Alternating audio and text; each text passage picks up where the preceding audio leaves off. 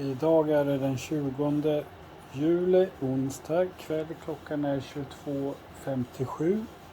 AC'n har stått på cirka en timme. Och nu har det här missljudet igen hörs tydligt här.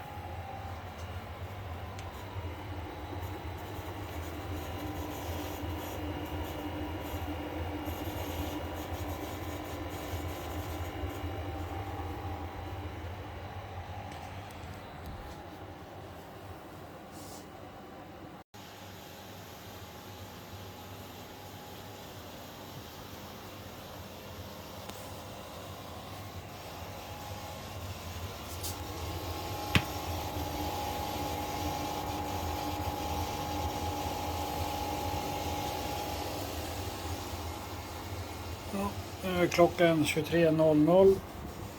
Fortsätter att låta illa. Det är fortfarande den 20 juli.